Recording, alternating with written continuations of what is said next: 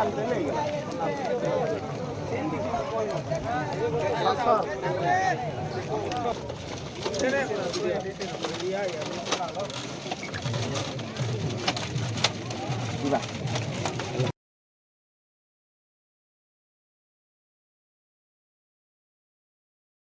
को आमंत्रित करबी से आउ के नांदी कुमारगढ़ सरपंच श्रीमती नवीना तो सहित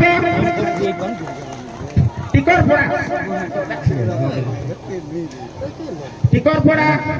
पंचायत सरपंच आज जन महिला भी आपण मानकर जो आगो दाटर से महिला लागछु ताके छाड़िले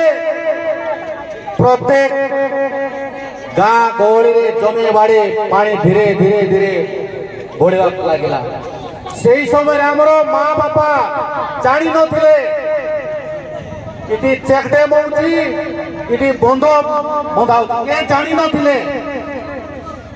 लोक मानकु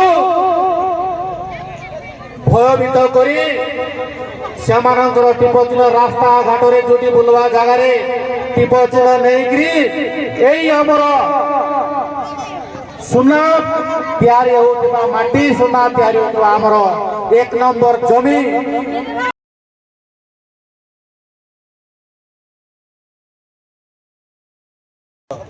मुख्यमंत्री लोकंकर मुख्यमंत्री श्री मोहन चरण माझी अवगत करें एवं या संपूर्ण करने आगू चेष्टा करी 1985 मसीहा आज पर्यंत दीर्घ वर्ष होते आम मानकर कौन प्रकार सरकार सुविधा सुजोग देला ना किए 20 किलोमीटर 30 किलोमीटर करोड़ करोड़ टंका जदि खर्च होता आमर लोक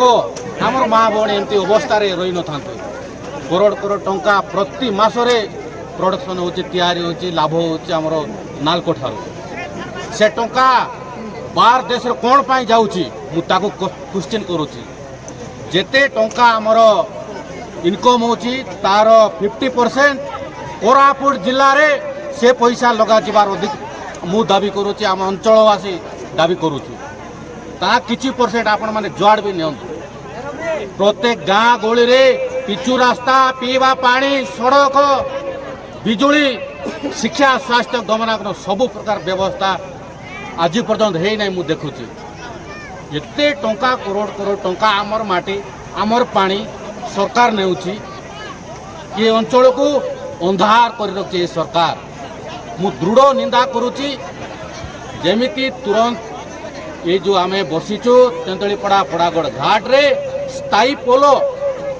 जो पर्यंत निर्माण करने सरकार पदक्षेप नहीं नांती आम यहीपरि भाव में एकजुट अच्छु आगामी दिन एकजुट रही राज्य रास्ता आज तो आम बसीचु गोटे जगार विचार विमर्श करी सरकार को रिपोर्ट देवु जदि बा हो पारना राज्य रास्ता जोरदार लड़ाई हम सरकार एपाई दायी रही।